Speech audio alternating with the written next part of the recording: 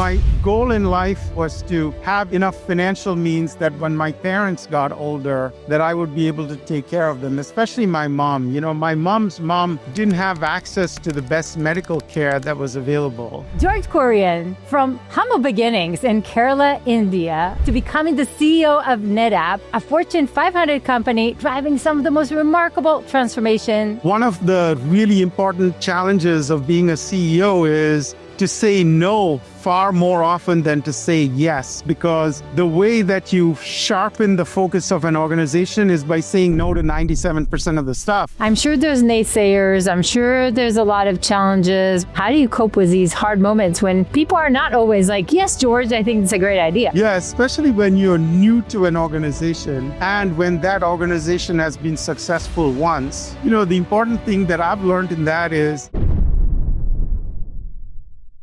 I'm really excited to speak with you, George, today. Thank you for having me. So I want you to take me back in time. I traveled in India. What was your childhood like? How did that early stage in your life shape you? I was fortunate to get the lottery pick of parents. I think that the biggest blessing in my life was to be born to two wonderful human beings who were parents. Yeah. I was one of four boys. My mom especially has been such a profound influence on us. She had the incredibly hard balance of making you feel entirely loved and trusted, but also to hold you incredibly accountable for your personal actions and have high standards. She got that down to a T. And I do want to talk about it because you also have a twin, Thomas, who is running Google Cloud. What a lottery. This is insane. And to have both of you at the helm of some of the biggest tech organizations, what do you think instilled that drive to make this happen? I think my parents were both, entrepreneurs in the big sense of the word, in that they built their lives around creating opportunity for others, right? And so my mom grew up in Sri Lanka. She came to India by herself for college, which was highly unusual in the 1940s for somebody to do that. And my dad grew up in a really poor home in Kerala and then, became a successful engineer and so on. And so we had really strong role models. I have two older brothers, Jacob and Matthew, who are real trailblazers for Thomas and me. So we were fortunate to be part of a family with really good role models. We also were taught early on that we were incredibly fortunate that there were kids who were much smarter, much more talented than we were, who grew up in India but did not have the opportunities we did. And so our parents had they instilled the importance of duty and responsibility early on. It's incredible, George. And we'll talk about kind of how you stay humble throughout all of this, because I think this is something that I found incredibly inspiring. But I think you did also grow up with a lot of tech. Take me there. What was it like? The only media we had was shortwave radio, where we got to listen to the BBC and test matches, cricket matches on shortwave radio. There was no internet. We didn't have a television till 1983 when we got one to watch the Los Angeles Olympics. There were no computers in India. I'd never seen a computer till I came to college. And I think the lesson from that was we spent a lot of time reading. We spent a lot of time with my family playing games and doing other things. And also, I think if you have the habit of learning, you can learn things, even though you didn't start your life with them, right? And I find it amazing. My dad said to me at one point a few years ago, he said, listen, I find it amazing that you guys spend all your time looking at a television. I should say that to my kids. That's a quote to take. And somehow both, you decide to move at age 17. First of all, where did that idea come from? And how do you take somebody that hasn't lived in the US and kind of land in this complete foreign place? Take me there for a second. I think it was the idea of my eldest brother. He was 10 years older than us. he had traveled to the US for work. And so he told us, hey, you guys should think about becoming a well-rounded individual, not just particular skill, but actually learn how to learn the disciplines of a classic liberal arts education. And Indian education, at least at that time, was very focused on professional tracks. And so you had to decide very early on what professional track you were on. And so we were fortunate. I would tell you, we didn't know much about the US, right? It's not like today where you can use the internet and just understand everything about what was going on. So you had to write letters using snail mail, and you would get application forms and you'd have to write on them and send it off. And so we applied to a few schools and were super fortunate that Princeton gave both my brother and me some amount of scholarship and financial aid, and then we had to work for the rest. That's incredible. And speaking of working for the rest, what are some of the jobs that you had while in college? Like, I'm sure there's some funny stories around that.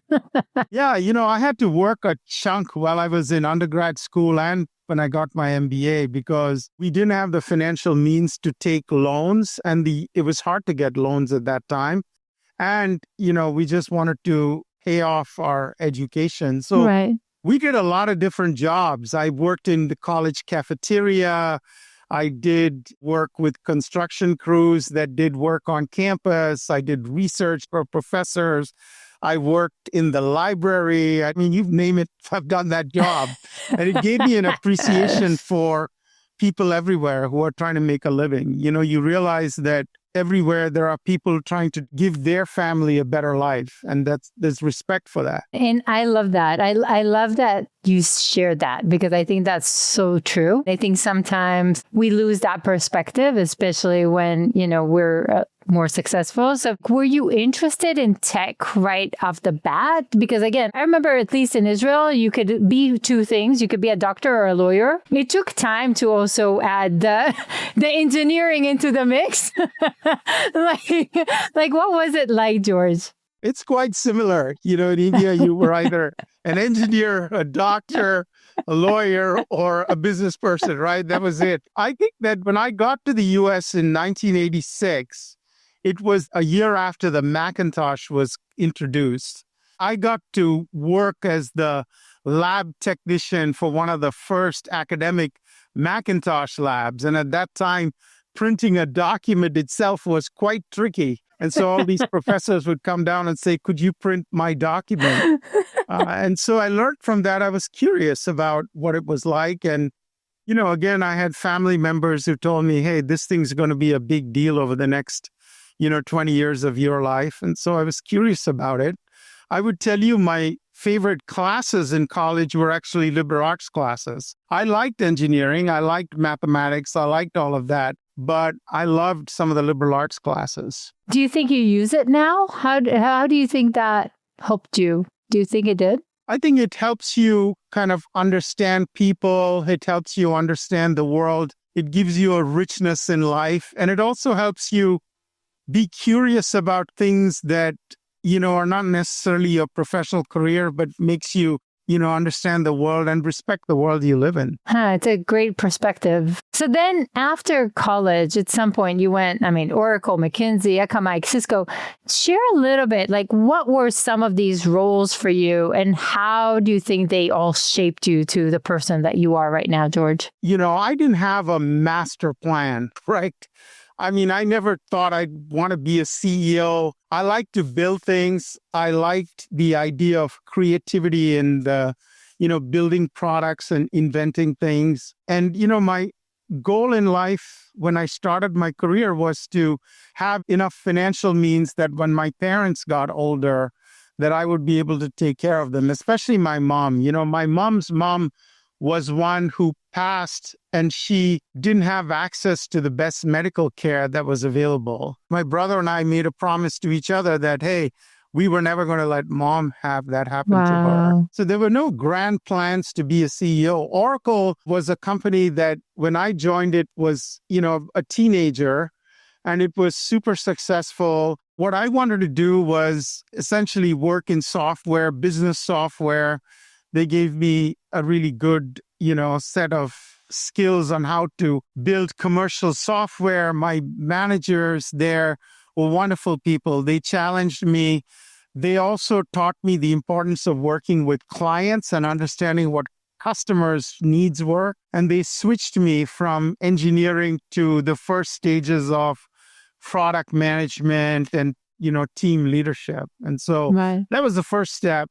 I learned from then that, hey, I wanted to learn more about how businesses actually worked. So I went and did an MBA at Stanford. And then after that, switched careers. I went and worked for a management consulting firm called McKinsey. They were incredibly helpful in me understanding how organizations work, not just businesses, but how organizations work. What do top management think about? How do you think like them? How do you build the ability to identify what's wrong in a place and how do you fix it? What are the 2 or 3 things that allow you to move quickly in addressing challenges? And then from there, different steps to get me here. But I would tell you that there was no master plan. So let's go there for a second, because I think we usually learn more from the challenges than from actually the things that worked really well. Do you remember like a challenge in one of those, Oracle or McKinsey maybe, that you needed to basically taught you a lot? Yeah, there were a couple of examples. I would say that when I started my career, I was sort of 2.5 years in or 3 years in when the chain of command that I was working for was suddenly terminated. And I got asked to take on this project that I had no idea about. I can tell you that, when you're an immigrant with a visa that depends on your job and having no idea about what you were being asked to do, it was hugely stressful, right? And I was fortunate that there were people around me that were, really capable, that were willing to coach and invest in me. And we were able to be successful there. But I can tell you that the learning was not about the success. The learning was, how do you deal with challenge? How do you deal with stress? How do you deal with uncertainty along the way? In terms of McKinsey, I think the nice thing that they allowed me to do was to go and live in different parts of the world. And they allowed me to assimilate into cultures that are quite different than the US. And so it made me appreciate that when you lead a global business today, you got to think about how something that you do or say or think about policy-wise translates across the globe. And it brings a set of respect and sort of agility to your thinking. I love every piece of it, because I think when you're kind of thinking of you as the CEO of NetApp now, like every sentence or every experience that you share, it's something that I can stitch together. It's like, oh, different cultures, got it, right? Challenges, got it. Because each one of them is basically what shaped you to become the CEO. But so let's go there. And I love this. So 2011, I think you're joining NetApp and it wasn't doing so well. So first of all, why did you decide to join a company that was, whether it's successful or not? I think at this point you're kind of in Cisco, right? Share with me a little bit, like what was the reason? I think 2 things. When you leave a job or a project, you want to leave it with a mixture of anticipation for the future and excitement for the future, and also good memories of the past, right? So it should be bittersweet. And so for me, I had a wonderful experience at Cisco, worked with lots of talented people. The cohort that I had joined and had been my cohort of both management as well as, friends had all started to leave. And so I began to think it was time for me to go do something new. NetApp had worked with Cisco and had a good reputation as a good place to work. We had, not taken on and built out the new technology that we needed to do for many years. And so it was time to literally transform the product team, transform the company. I think we had to move the founding team on. And so I was curious about that. I was like, hey, the data world is a fascinating place. Today, it's even more fascinating with AI. Here was a company that had really good roots and traditions, but needed to, be transformed to get to the next level. And were you already thinking C-suite when you joined? Because again, you joined in a different role, but were you kind of thinking through this? Or did you take any specific steps that you can think of now that kind of built you toward that? CEO role? I think a lot of it was just, we needed to solve some really hard challenges. Right. And so it was the excitement of, hey, let's go build the next great technology and reshape the company and get it on the, accelerated path of innovation that we had always had, but had fallen off a little bit. I really had no expectation to be CEO. I was just really interested in how do you take our client base to the future, right? And, we have had amazing clients. We've been part of the discovery of new particles. We have been part of, most family movies that bring families together around the world and where people laugh and cry together were built on our stuff. And so it was seeing that capacity to change the world in our clients that was highly motivational to me. I love that you're seeing not just the technology piece, but, it's kind of like we say in Leap, it's not about what you make, but what you make possible. And I love that you're showing the possibilities here. Talk to me about the first year, right? You're joining this company. Turning around a company is not easy, right? Like there's a lot that is going on there. Share with me a little bit, like what is the first year? What does that look like? There were 2 or 3 things that we had to get right, which is, there's a beauty in restoring something that was great once, but had lost its shine. Here in Silicon Valley, we're always onto the new thing. But my children in San Francisco went to the Quaker school there, and the Quakers have this spirit of conservation and restoration. And so there was a bit of that feeling, right? At the same time, you needed the organization to realize that business as usual was not going to continue, right? That we had lost the spirit of leadership and pace and motivation that was essential for us to succeed. And, we needed to make the reality of today really, really clear and stop thinking about, we were great once. And you're like, okay, that doesn't matter today, right? So we had to change out some of the people that were from the founding generation that had probably needed to get to move to a new thing. We brought to NetApp, a set of disciplines and habits that are required when, you want to hold yourself accountable to the highest standard. And one of those important ones was what I learned from my cafeteria days. So in the cafeteria, especially in an industrial scale cafeteria, you have people coming, you got to serve them the meal, and then they go off and eat, and then they put a whole bunch of dishes on like an assembly line.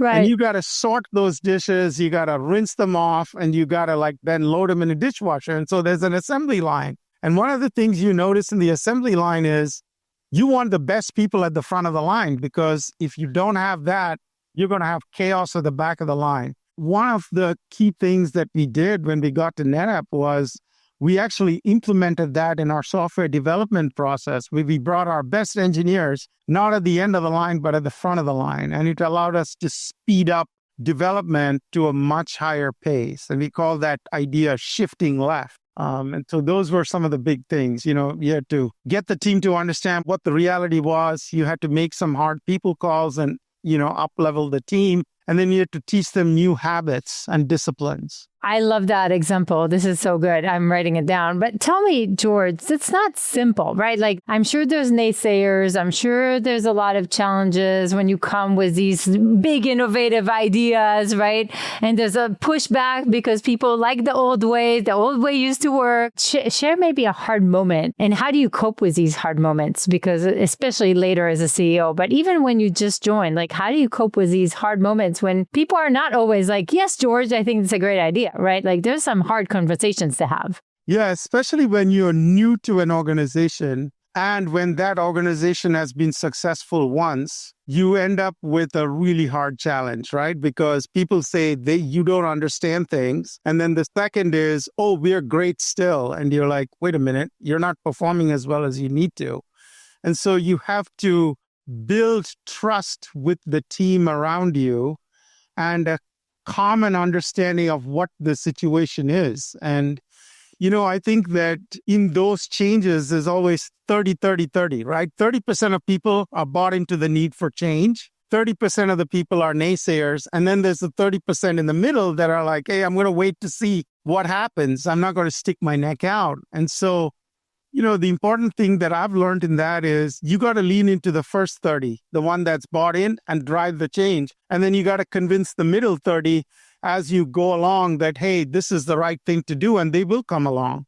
And then the last 30, you got to give them a choice, which is, hey, you either buy into the change or you can leave. Very early in my tenure at NetApp, we had some really tough conversations. And some of them were quote unquote legends that bought in and came along. And some of them you had to say, it's time. It's better for you to do something else for yourself. But right before the 30, there's a conviction that you need to build as a leader that this is the right thing. And we'll talk about decisions, especially as a CEO, because that's a whole different level. But how did you build those convictions to say, I think I got this. I think I'm right. I think I need to lead in this direction. What gave you that conviction? I learned a few habits on how to build that conviction. I think you want to first go talk to the front line and the Right. high performers in an organization who are yearning for the organization to stretch to even higher standards. And what you also realize is in transformation, the frontline employees are usually bought into the need for change because they have no political agenda. It's the middle that's usually caught up in the, what does this mean for me, right?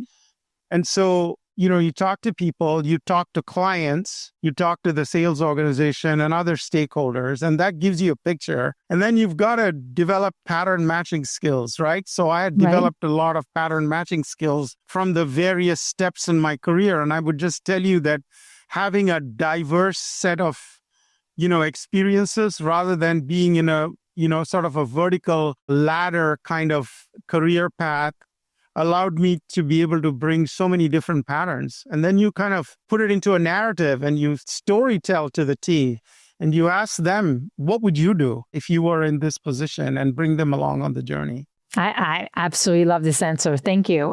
2015, you become a CEO, and I wanted to take us to that day/weekend. Take us there a little bit. Was that expected? It was completely unexpected to me. I had no idea that I would be named CEO, first of all. The company hadn't been doing well for a while. And the board asked me, hey, what is your plan? And I felt it was important for me to tell the board, hey, listen, I'll be here till the end of the calendar year. I'm sure you're probably thinking about whatever leadership change you want to make. And you know what? I'll support the new CEO, whoever you bring in, until they are settled and, they have their team. But it's time for me to go do something else. I still remember it was a Thursday in May, and I was, headed to my 25th college reunion. It was one of the first reunions I'd been able to go in a good while. And so I was headed out the door to the airport when my assistant called me and said, the CHRO wants to speak to you. And I said, hey, listen, I've submitted all the year-end, performance review paperwork for my team. Everything is signed. I'm headed to the airport. And she said, no, she really wants to meet you in person. And I'm like, oh my goodness. Oh, God. So I walk over to her office and I'm in a rush. So I'm like, hey, Gwen, what is going on here? I'm trying to get to the airport. And she said, I need you to sit down. I got a couple of board members here. And I looked at her and I'm like, oh, I'm certain I'm getting terminated. Company hasn't been doing well. You got 2 board members. What the hell's going on? And then they told me that they were thinking of making a change. And they said, oh, we're going to want to name you interim CEO. And I looked at them and I said, wow, what's going on here? I had no idea I was going to be named CEO. And I said to them, hey, I want to talk to my family about it. We can talk about it next week. I'm going to be back from my reunion. And they said, no, we're going to name you CEO on Monday. Remember this Thursday afternoon. And so I said to them, I think I need to talk to my wife and my kids and my mom. And I did that. And then I finally said yes to them. And I think our board chair says, you said to me, I know what it's like when a boy asks a woman to marry him. And she says, wait, I got to think about it. So needless to say, I had no idea that I was going to be named CEO. And, I would have been entirely happy with my professional career if I had not been named CEO. George, what did you want to hear from your family and from your mom? I think it was a two-way, discussion. I think one was, for me, it was important for them to think that this is a good thing for me to do, right? Especially my wife and my mom. And then for them to know that I would always be there for them. I was going to be dad to my kids and, I was going to prioritize them, not just, get all consumed by the work. That's a responsibility I work on every day. You never get it perfect, but I think I've done, made the trade-offs to make sure that dad is an even more important responsibility than CEO. So talk to me a little bit. I mean, a CEO role, it's hard to imagine, especially in a big public company. We'll talk about what you achieved there, but take me a little bit to that first year because it can get overwhelming. And again, the company needed a big change. It's a lonely role. It's lonely at the top. No matter what you're going to do, it's lonely at the top. Take me there for a second and maybe share a scary moment or two. Yeah, I think that being a public company CEO, as I tell my children, you get 4 report cards a year, not 2. And so I say to them, you're lucky, I got 4 a year. I think the second is that you need to stay resilient and humble, right? I think that both sides of the coin are important because there are quarters when you do well and, many people think they're better than they are, really. And so humility is important to say, yeah, we had a great quarter, but you know what? We got to put up another series of good quarters.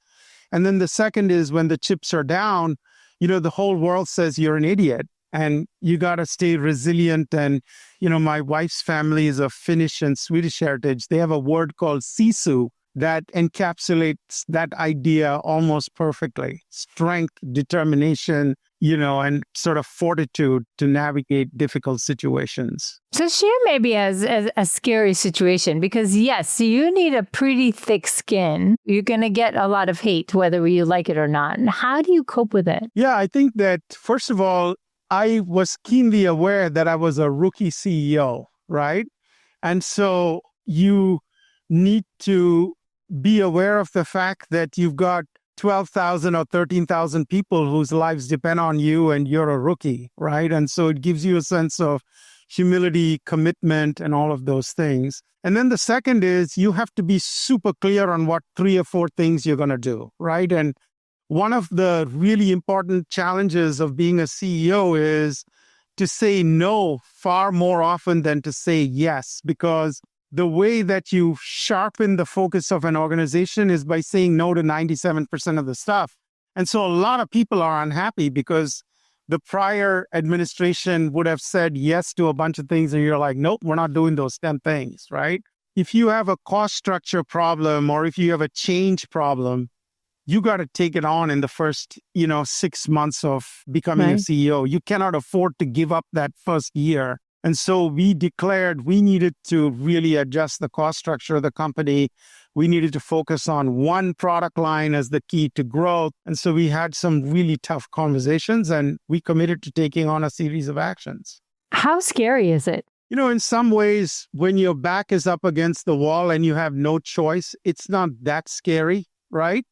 I was fortunate that I had a group of friends around me who had come up the ladder with me, who knew me a long time before I was CEO, who could tell me the truth at all times and keep me grounded. And they were just really good friends, right? So even in the most difficult times, you could just go out and, talk to them.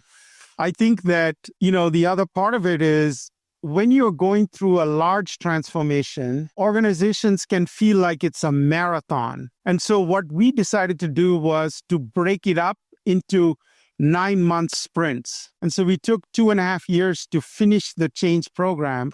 But every 6 to 9 months, we'd say, this chapter is done. We're going to celebrate success. And people would feel like, wow, that's great. And our investors were given metrics and everybody could celebrate attaining those goals. And so what I would say is a transformation best executed is through a series of sprints.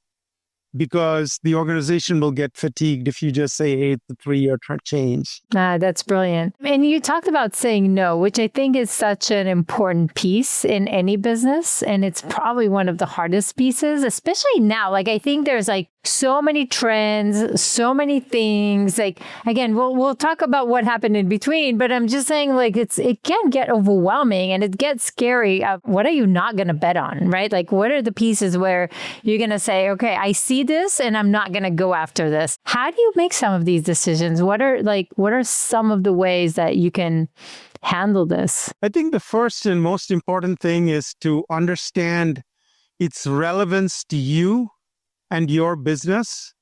And the second is, do we have something that truly makes us distinctive to capture that business opportunity? And that, makes it sort of the intersection of relevance and competence is the first filter I use. And I would say that filters out a good chunk of stuff. I think the second is it's important to listen to clients, what their priorities are, because we made a set of strategic choices which were not entirely obvious. In fact, nobody else in our industry chose to go in the direction we did. And we have been really successful because of that. And those choices at that time were counterintuitive. It was obvious to us that our customers were going to do something, but it could be disruptive to our business. And so we chose to lean into where our customers were going. And then the third is to have the humility to know how many things your organization can really do at one time. I would tell you the mistakes I've made is when you try to do too many things. Always. Every time I've made a mistake, it's been because I didn't have the discipline to say, hey, is this really the most important thing, or we're trying to do too many things? And I think that's incredibly common, right? Is there like a specific one that comes to mind that is kind of more public to share, or not really? Our results 3 years ago were very difficult. And it's because we tried to do too many things. We had mediocre products in some parts of the market. We, tried to transform the field. And in the process, we told every salesperson to do 5 things at the same time. We were fortunate that we caught it a couple of quarters in, and we started to make the changes. We exited a bunch of businesses that we were not really good at by selling them to other people who were better at it. And we corrected the go-to-market model so that everybody knew I got to do this one thing and I better do it really well. And now, I mean, you look at the stocks and, you somehow made it into a $20 billion plus dollars. Like, it's incredible, George. What do you feel are some of the biggest things? And I think focus is what I'm hearing. I think there's also, how do you bring that team along? So what do you think are some of the things that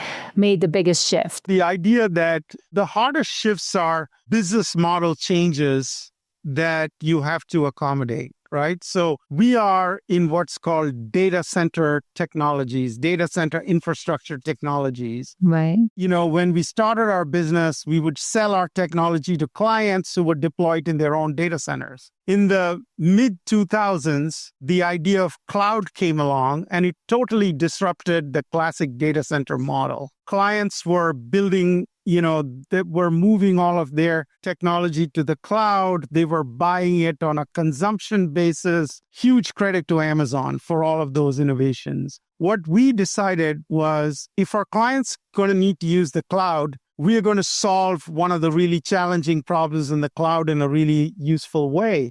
And many of our competitors and many analysts and industry pundits were telling us we were crazy to go and work with the cloud providers because they were ultimately competing with us. And we said, listen, if they're going to build all these data centers around the world, we're going to put our software in them. Exactly. And we have built incredibly productive partnerships with them. It takes a long time. You have to build trust. You have to build a win-win. A win for them is a win for you. You also learn that it's better to share a bigger pie than control a smaller one. And so we had to teach the organization how to do that. We had to change the organization structure. We had to change the compensation plans. We had to change how we talk to investors about the business. So a lot of things had to change. Oof, this is so strong. I love that you shared that. What about AI? How do you see that in the enterprise space? What is AI readiness? Like, how do you see all of that playing along? We are focused on the data part of AI. There are 3 or 4 elements to AI. There's the semiconductors,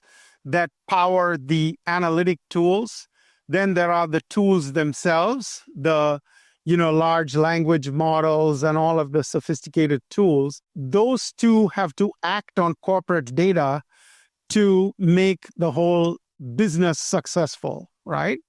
We are the data part. We hold an enormous amount of the world's data. And so what we're doing is working with the industry to make that data much more easy to use with AI tools so that business can extract value from that. And again, I feel like, in this specific case, it's like the consumers have jumped on the AI wagon. I think there's a little bit of time with the enterprise and how this is all forming. How do you see that now? Yeah, it's pretty much like the mobile phone, right? Which is when Apple introduced the iPhone, the consumers jumped on it a lot faster than the enterprises. The enterprises were sitting around with BlackBerries for a lot longer. And so it's quite similar to that.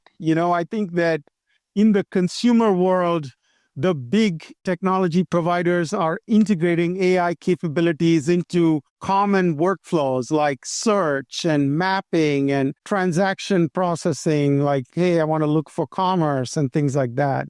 And so it's becoming a little bit transparent to end users.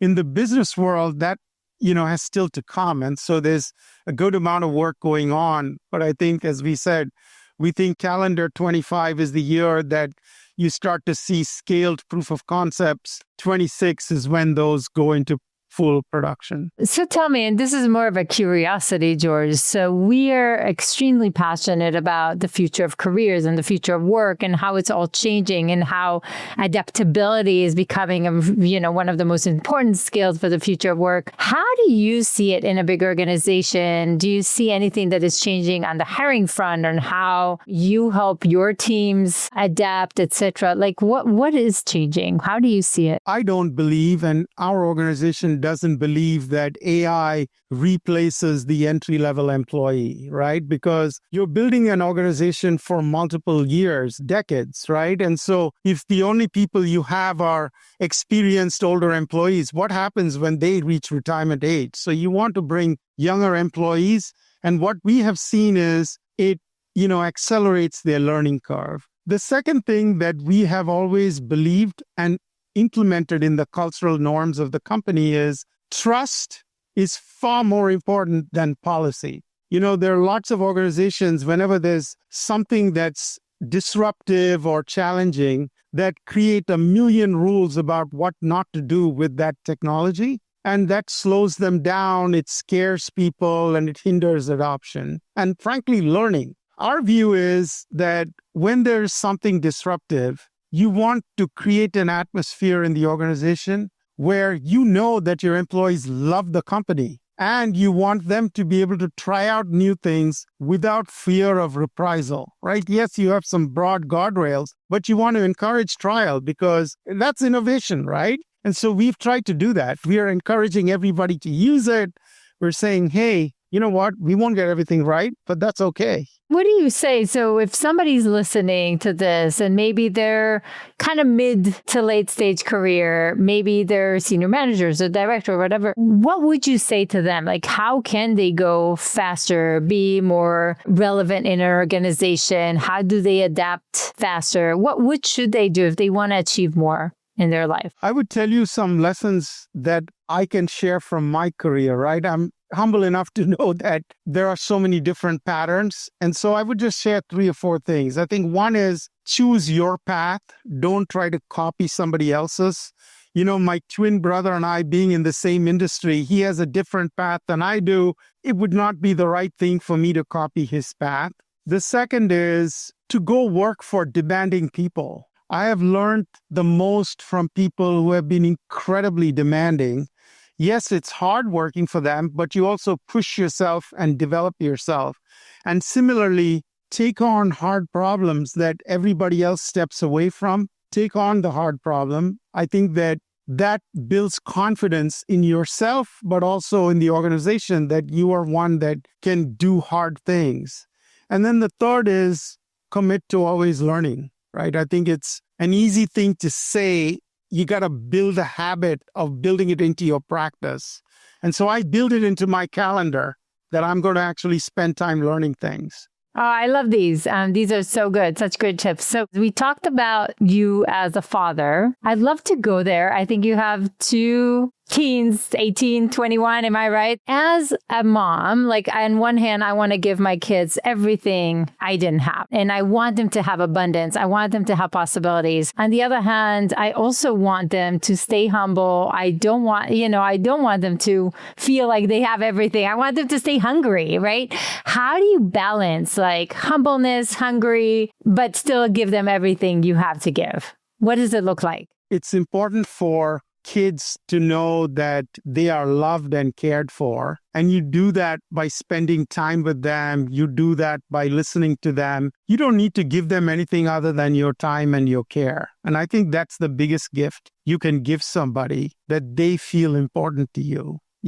I think beyond that, the things that at least we have tried to do, my wife and I, and we have shared values around it, is to make our children understand and appreciate how lucky they are. Yes, they've worked hard. Yes, they've met their commitments and all of that, but to also just get people to understand how lucky they are. And the way that we do that is by actually going out and helping them see the world as it is, rather than in a sheltered bubble. And also to travel the way that most people travel, right? It's like, hey, you know what? We're not going to stay at the topmost end of a hotel, or we're not going to fly private. We're just going to go and travel exactly the way that everybody else travels because it's good enough for us. And my kids refer to that in the terms that my dad used to use. It's called Janata class. Janata is the Indian word for people class. And so they always say, Dad flies Janata class. I love that. So if you needed to go back in time, George, to your younger self, to maybe you at 17, 18, 20, what would you tell yourself? I think that I would just tell myself that be gentle with yourself. There will be some really hard times, and there will be some moments where you feel that you should have a lot of regrets. Life's a complex thing, and you'll make mistakes, and it's okay. You learn from them and keep moving on. Oh, that's so beautiful. George, thank you. I knew it's going to be an incredible conversation. Thank you for inspiring, for what you do, for the incredible results that you have in NetApp. And it's just inspiring to see. Thank you. I've been blessed. God's been good to me. I've had wonderful parents, wonderful mentors, and great teams around me. So thank you. Thank you for giving me the opportunity to speak with you. God bless. More episodes that you're going to love are right around the corner, so definitely make sure to click the like button and subscribe to our channel. Also, who in your life should see this today? Do share this with them. This will inspire and help those you care about and helps us continue to bring amazing guests. And I will see you there.